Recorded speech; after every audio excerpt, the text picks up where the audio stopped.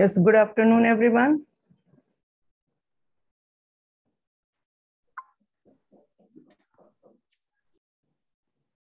Good afternoon. एक ही तो है.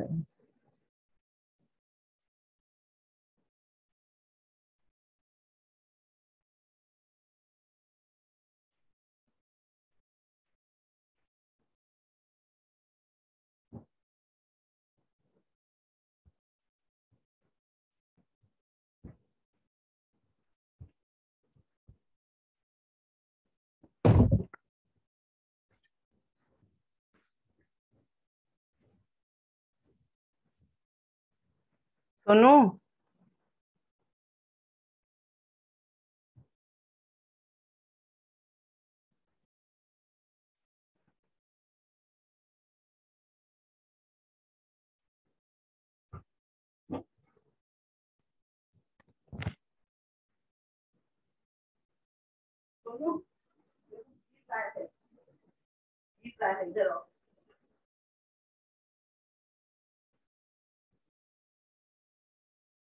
अभी तो ऐसा कोई पार्टिसिपेंट आया नहीं है. अभी गिरने लगा था उस पे गिरा.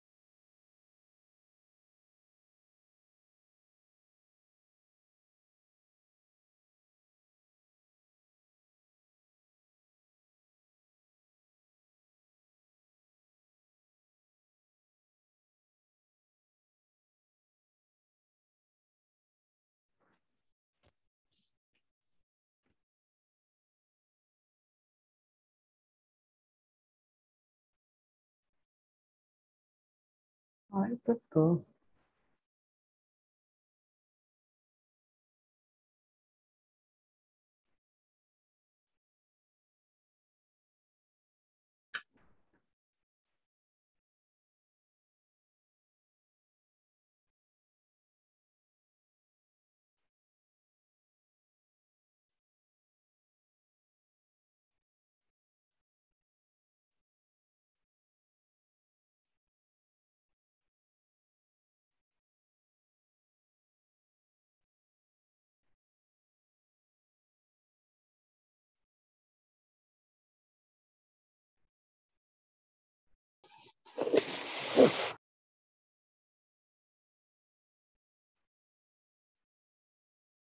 गुड आफ्टरनून हर्ष. सक्षम is on the way. Good afternoon ma'am. Good afternoon. आवाज हमारी क्लियर आ रही है ना बेटा? Yes ma'am. ओके, बाकी तो ज्वाइन करें तब ना. लगता है हम ही सबसे पहले ज्वाइन कर लिए.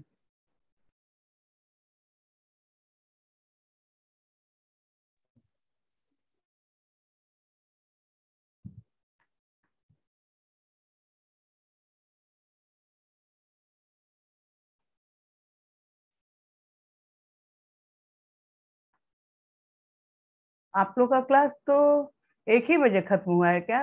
पिछला नहीं, तुम लोगों का तो अभी से ही शुरू हुआ होगा, है ना? फर्स्ट ही पीरियड है ना ये तुम लोगों का online? Yes. Gungun Kumari.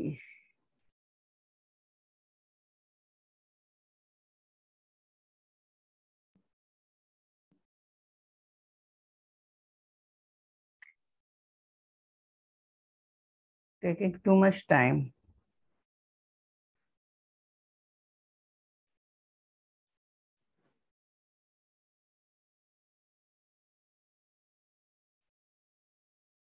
Harshraj and सक्षम.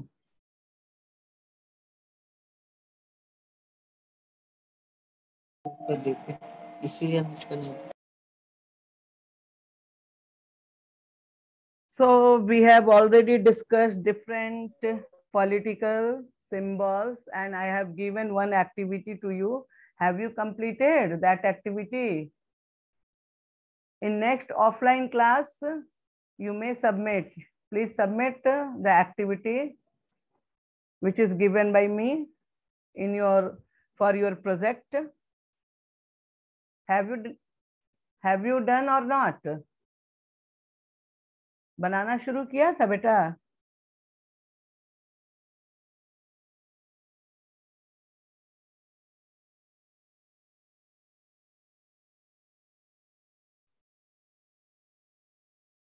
So after that, France abolishes monarchy and become a republic.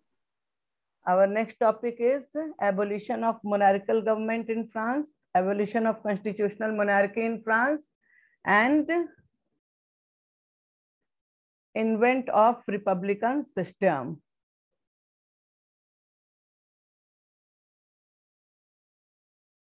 Good afternoon, ma'am. Good afternoon, beta.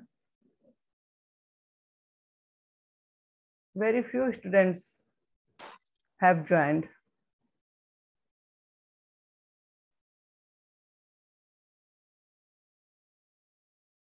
Can we start or wait for some time?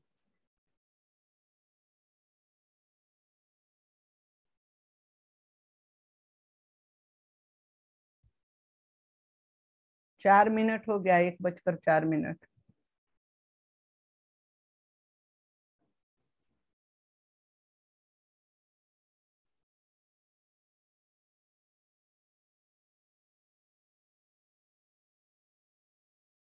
So now let us start. The third topic which we will discuss at present is France abolishes monarchy and become a republic. The situation in France continued to be tense during the following years. 1789 से जो situation शुरू हुआ था वो 1991 तक monarchical government बनने तक भी पूरी तरह से पीस एंड सिक्योरिटी नहीं हुआ था. In spite of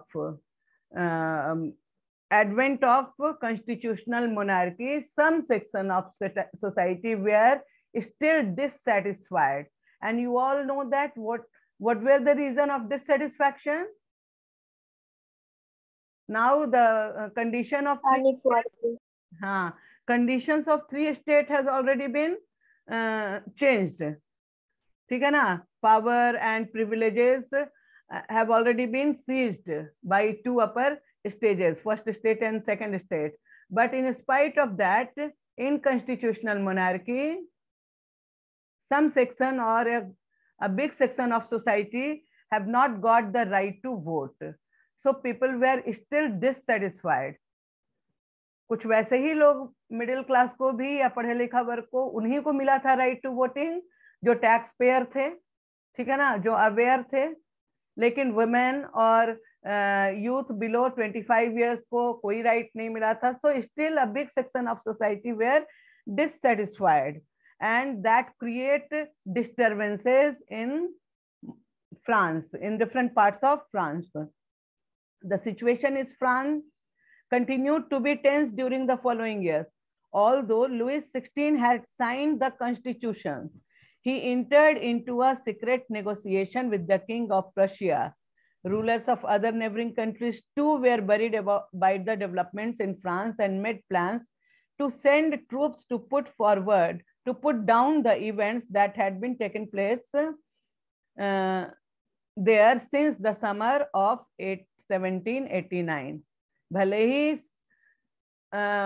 ये लुइस 16 एक एग्रीमेंट साइन कर लिया था कि भाई पावर अब उसके पास सारा निरंकुश पावर नहीं है, अब उसके पावर के ऊपर भी प्रेशर होगा, रिप्रेजेंटेटिव्स के कंसेंट से काम करेगा, लेकिन वो इस चीज से सेटिस्फाइड नहीं था. वो तो बाध्य होकर साइन कर दिया कि नहीं साइन करते तो शायद उसको ही हटाने की बात हो जाती, तो साइन कर लिया था. लेकिन अपने पोजीशन को मेंटेन करने के लिए वो अभी भी सीक्रेट नेगोशिएशन कर रहा था, छिप करके अपने आसपास के कंट्रीज से, अपने आसपास जो भी राजा महाराजा थे उनसे सीक्रेट ट्रीटी साइन कर रहा था, ताकि ये अपनी सेना के बल पर ये जो कॉन्स्टिट्यूशन और डेमोक्रेटिक राइट्स ये सब की जो बात हो रही है उसको हटाया जा सके और किंग अपने पावर को एंजॉय कर सके।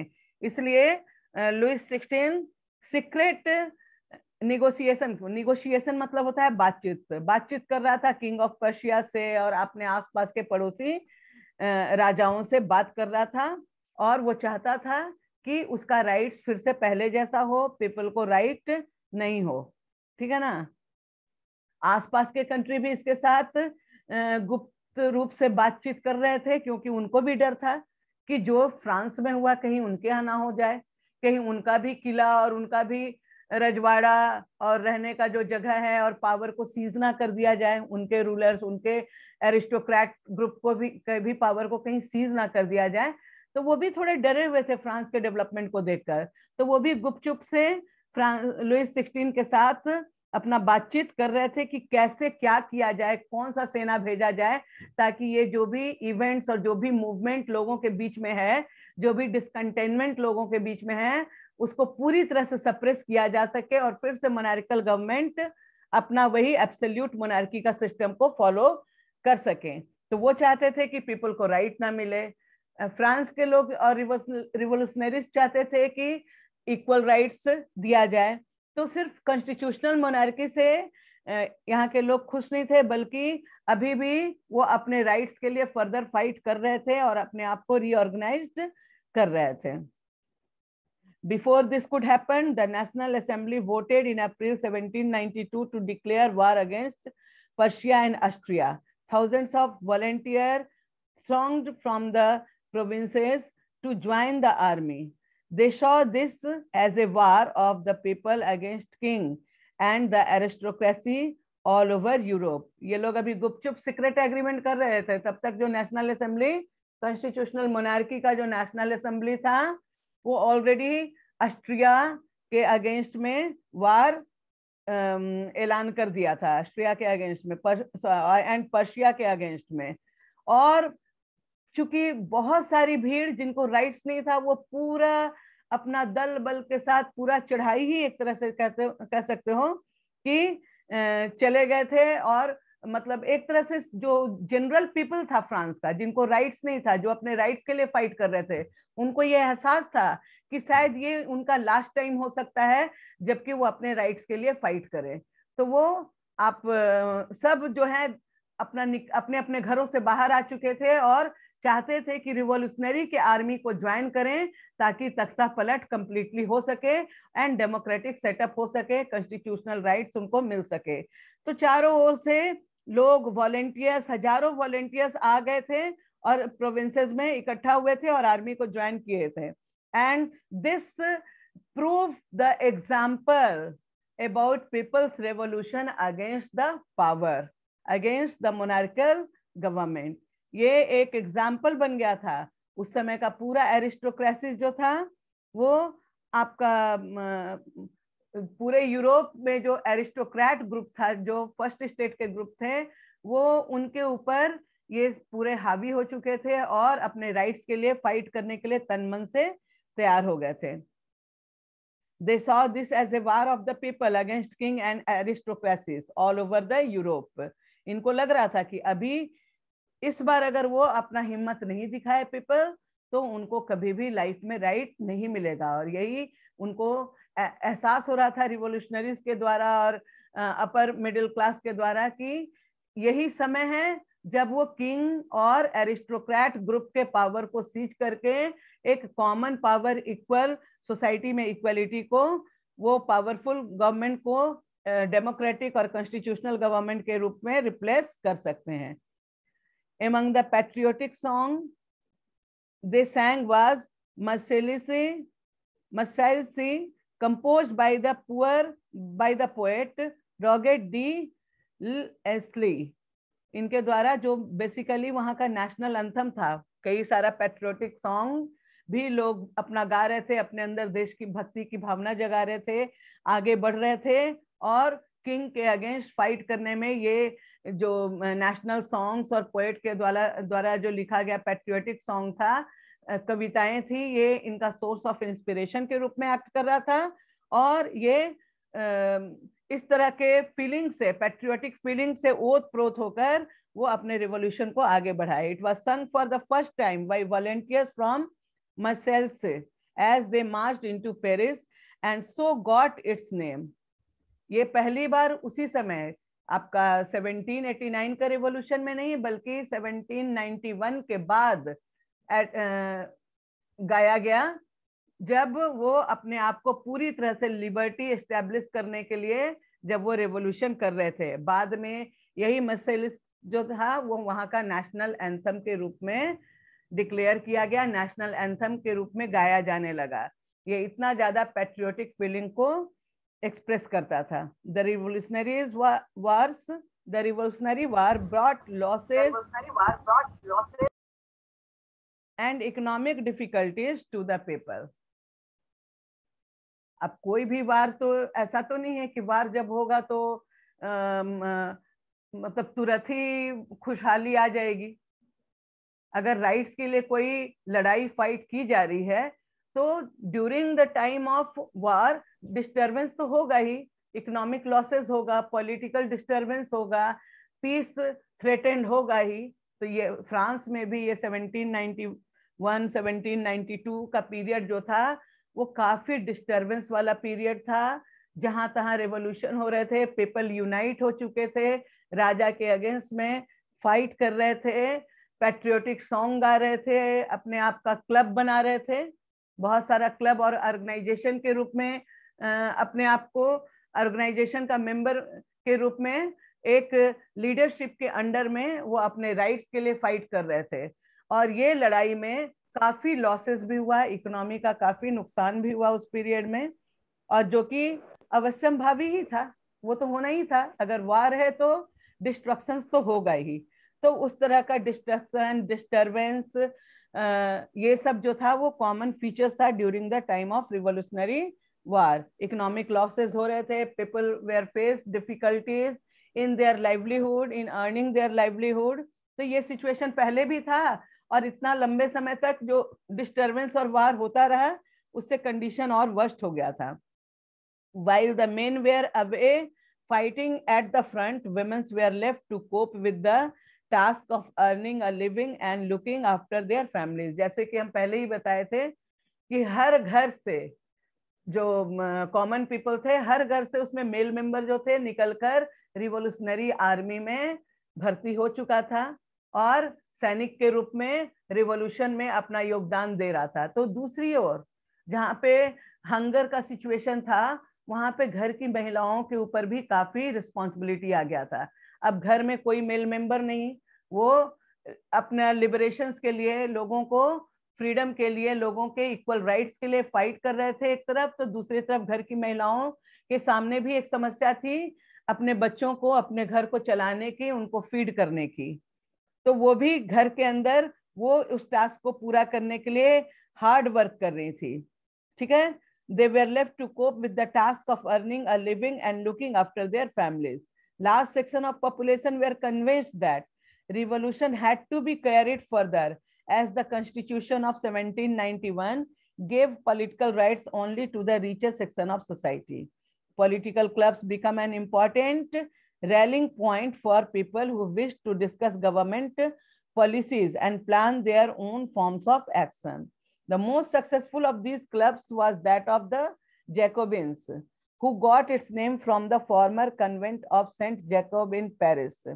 Women too had been active throughout this period, formed their own clubs. Section 4 of this chapter will tell you more about their activities and demands. Women के activities और demands को हम लोग बाद के टॉपिक में पढ़ेंगे.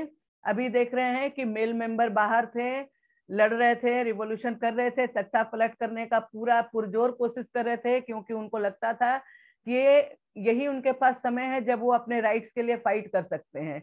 एक और वैसी स्थिति थी, और अपने लीडरशिप में, किसी न किसी लीडरशिप में वो रेवोल्यूशन में एक्टिव पार्टिसिपेशन शो कर रहे थे. वुमेन भी अपने फील्ड में काम कर रही थी, फैमिली को चलाने के साथ साथ लोगों में अवेयरनेस जनरेट करने का भी काम किया जा रहा था. दूसरी ओर एक ग्रुप जैकोबिन्स क्लब, लोग क्लब में यूनाइटेड हो रहे थे, कई सारा क्लब बना। Club is a type of organisation form during the period of 1791-92, जिसमें सबसे फेमस रहा आपका जैकोबिन्स क्लब। जैकोबिन क्लब जो था वो इसमें जो जैकोबिन्स जो लीडर था वो बहुत ही ज्यादा इंस्पिरेशन, सोर्स ऑफ इंस्पिरेशन था अपने मासेस के लिए in their fighting.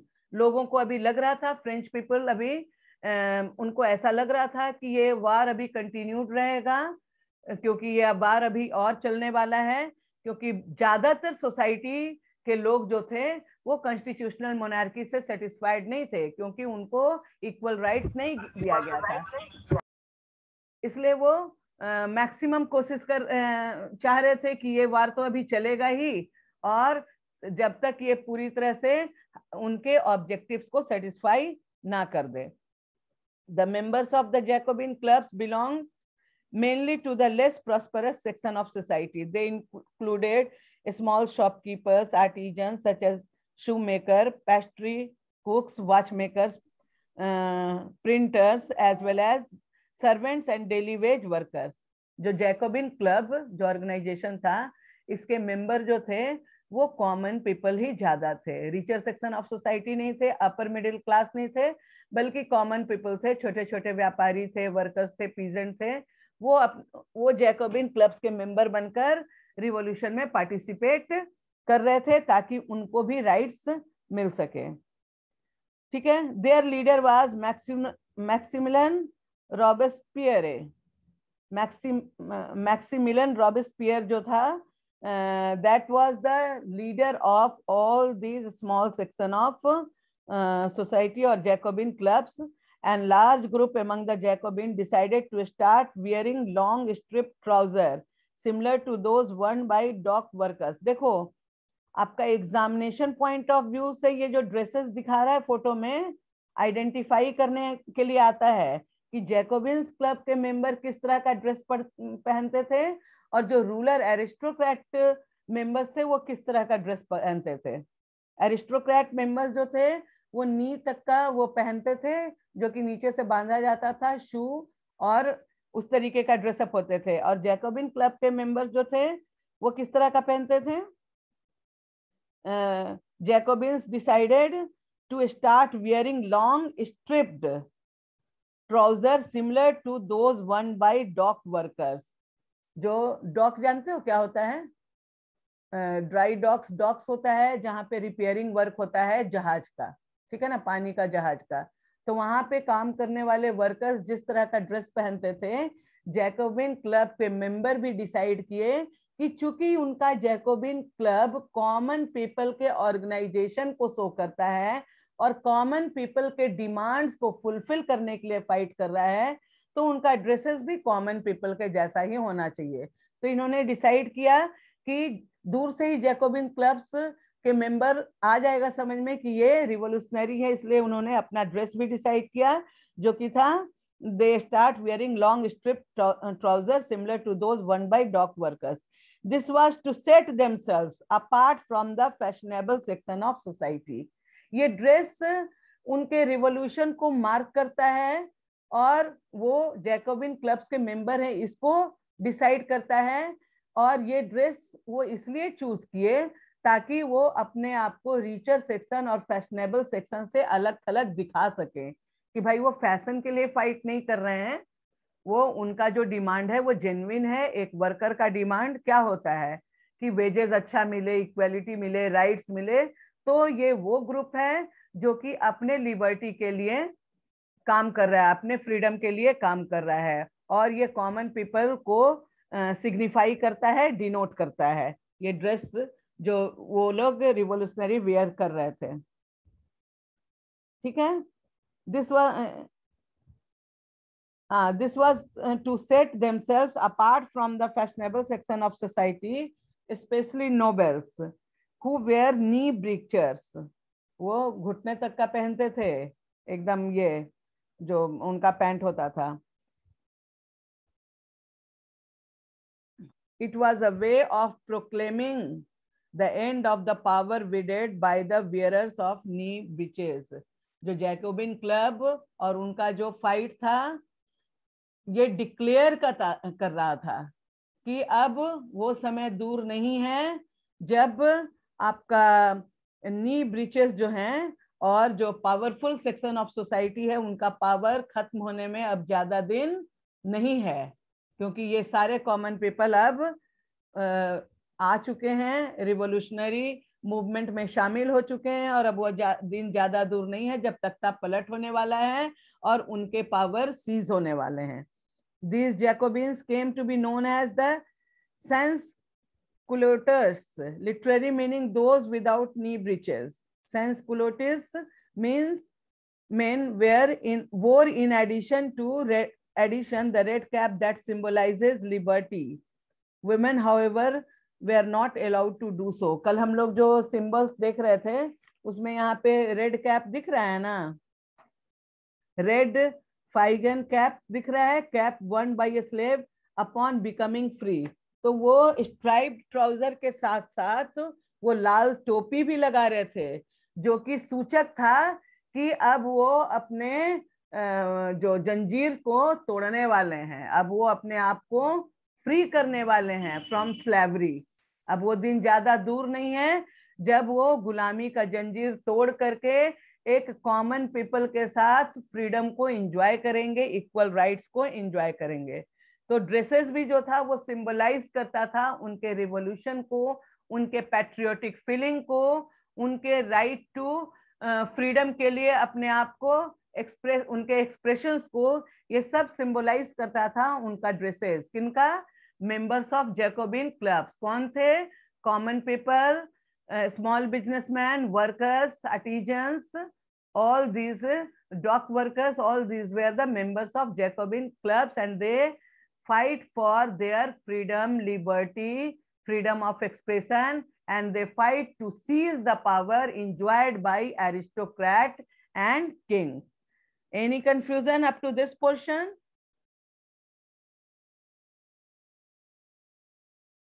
No, ma'am.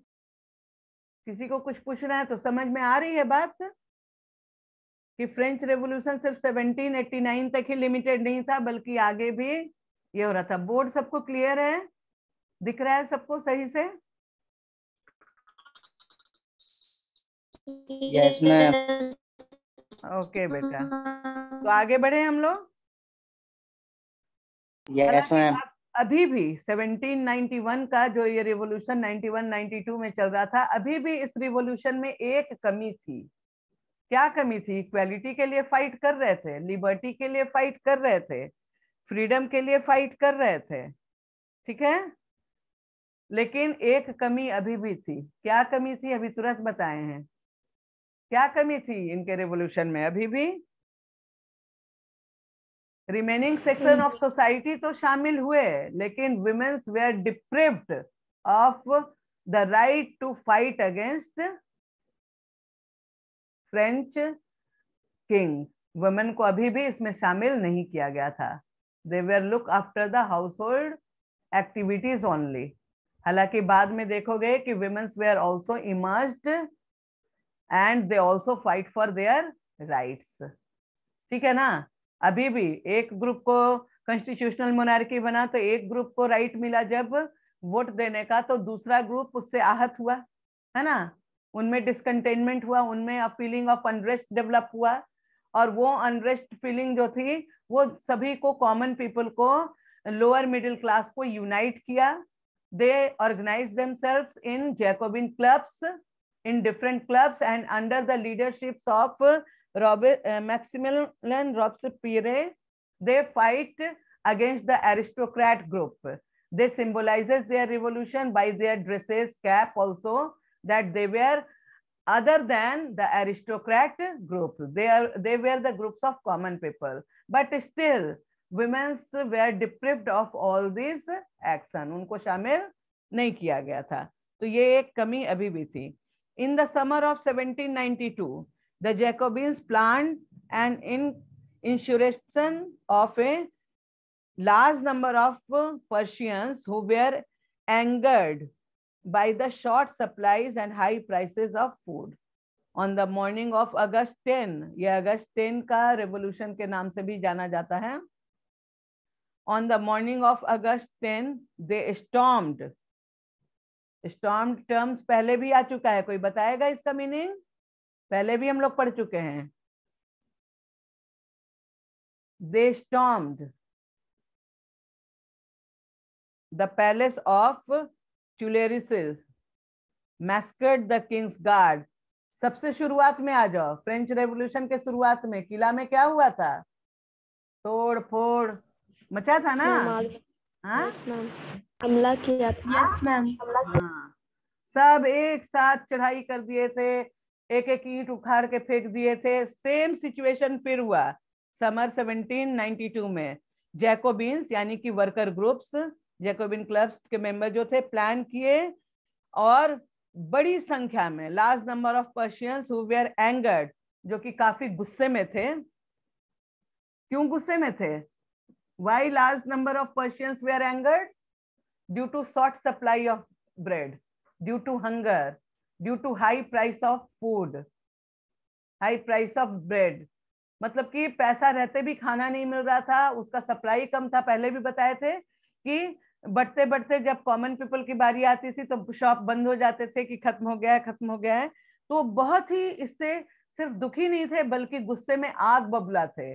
और यही गुस्सा जो था उनका फाइटिंग स्पिरिट के रूप में काम किया। और वो 10 अगस्त को बिल्कुल ट्यूलेरिसेस के जो पैलेस था, महल में, उस पर चढ़ाई कर दिए। जितने भी गार्ड वगैरह जो वहां पे काम कर रहे थे, जो सुरक्षा गार्ड थे, सैनिक थे, सबको मार काट मचा दिए। And held the king himself as hostage for several hours. सारे सुरक्षा कर्मी को, गार्ड्स को मार दिए और किंग को क्या किए? बंदी बना लिए जाकर। और कई घंटों तक किंग उनके होस्टेज बना रहा, बंदी उनके, मतलब वो उनके ही कब्जे में रहा। Later the assembly voted to imprison the royal family.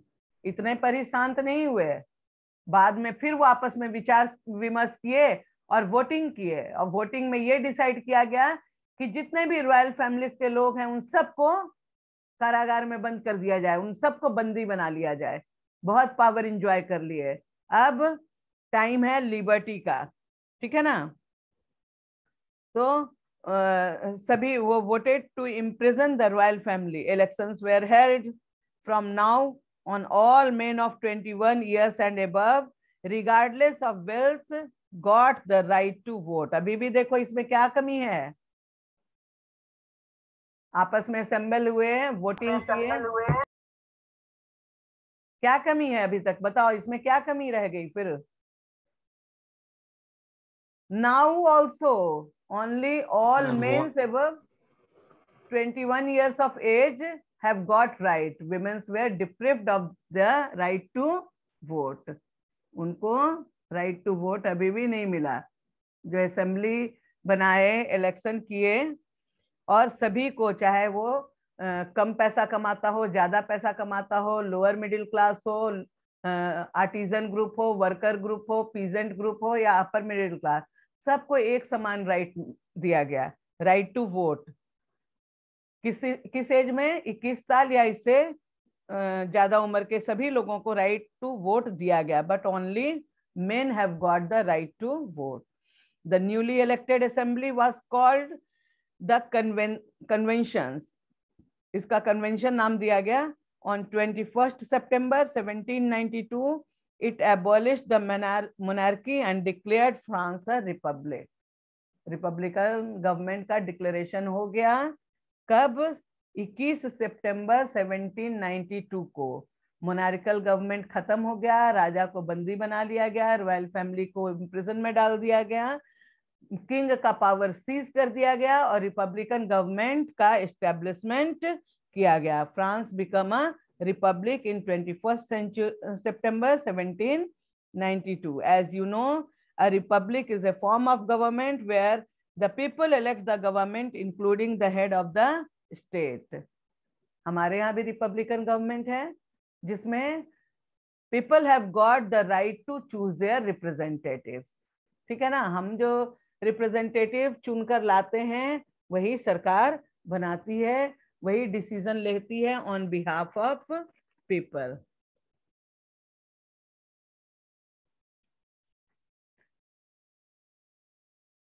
Elect the government including the head of the government. There is no hereditary monarchy.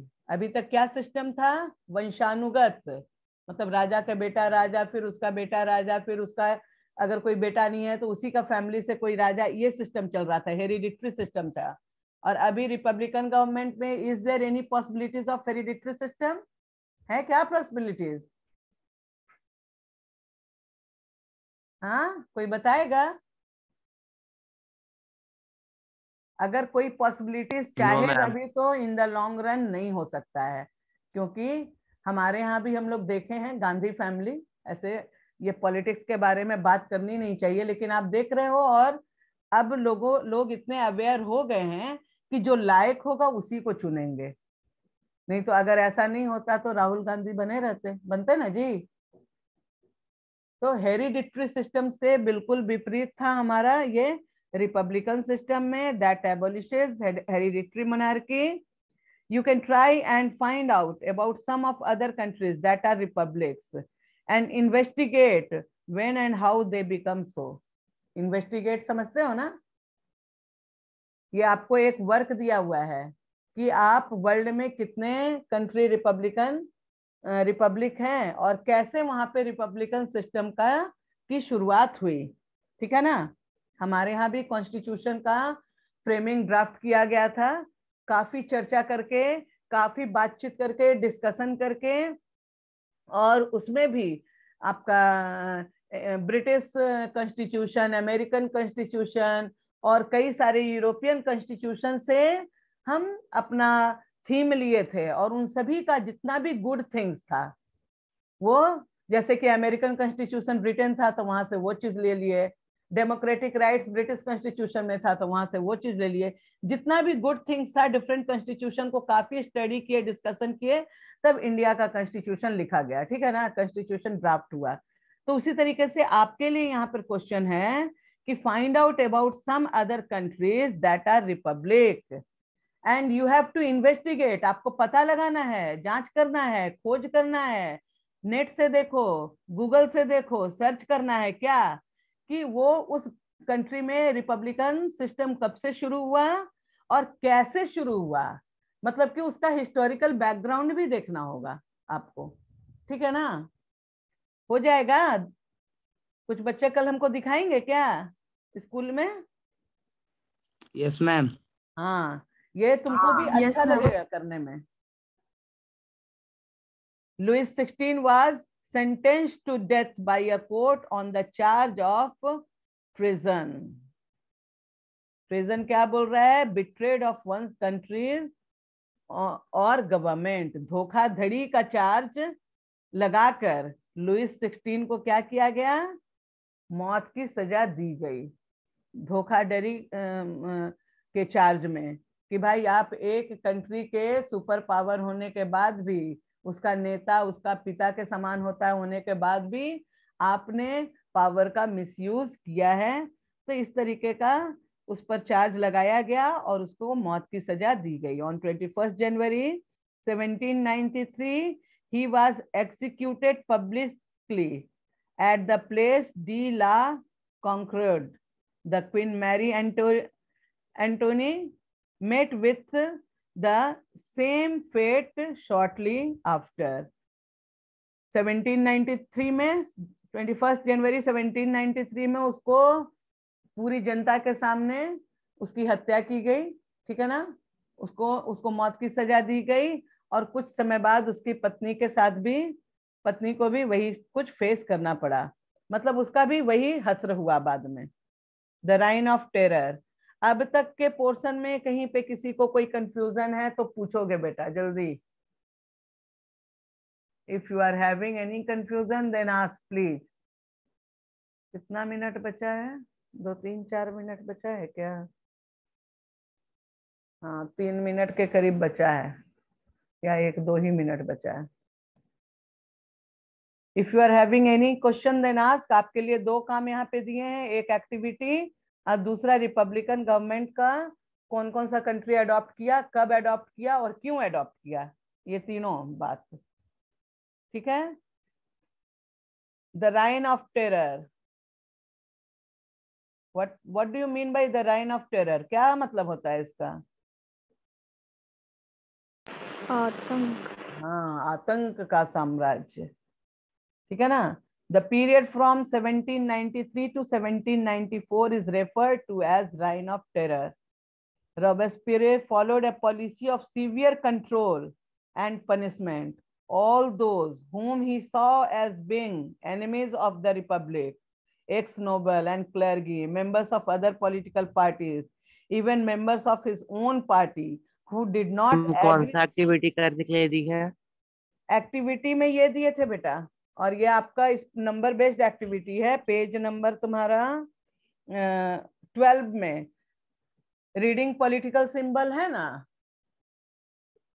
You have to draw it, colour it and write at least one slogan, what the symbol symbolises, what this symbol express.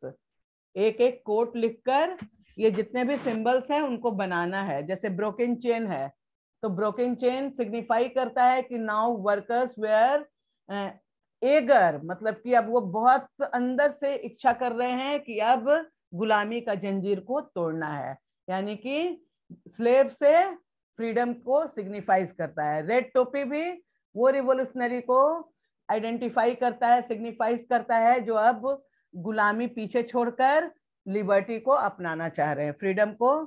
ये तो इस तरह का जो symbol दिया हुआ है यहाँ पे पेंटिंग, उसको लिखकर एक एक कोट लिखना है, उसमें हो जाएगा। हम कॉपी में नहीं बेटा, चार्ट पेपर पे, चार्ट पेपर पे, फाइल नुमा चार्ट पेपर, चार्ट पेपर का 2 हिस्सा कर देना, और एक तरफ फिगर बनाओगे तो एक एक फिगर को लिखोगे, एक एक कोट वहां पर, या फिर फिगर और कोट साथ में करके चार्ट पेपर पे, क्योंकि इसको डिस्प्ले बोर्ड में भी शो करना है। ठीक है। और उसका फोटोग्राफ को हम आपका वीडियो में भी डालेंगे कि कौन कौन बच्चा क्या क्या बना के दिया है। ठीक है, ये पता। और इससे आपको क्या है कि जब कभी भी फिगर बेस्ड कोई पैराग्राफ, कोई क्वेश्चन या बाद में भी अगर आपसे पूछा जाता है तो आप उसको बता सकते हैं। एक बार बनाओगे तो वो तुम्हारे लिए परमानेंट हो जाएगा, हमेशा के लिए याद रहेगा। मैम आप इस चैप्टर का नोट्स इस चैप्टर के खत्म होने के बाद भेजेंगी? आज ही भेज दें, नोट्स है मेरे पास, भेज दूं क्या? Yes ma'am. अच्छा, नोट्स शेयर कर। Yes ma'am. अभी हम शेयर कर देंगे, तो उसी नोट से सब आंसर लिखेगा। हैं, खुद से यस मैम। एक बार खुद से भी ट्राई करोगे तो तुमको समझ में आएगा कहाँ प्रॉब्लम है। बाकी तो जो लैंग्वेज प्रॉब्लम होगा वो हम नोट्स भेजेंगे, उससे हो जाएगा। ठीक है ना।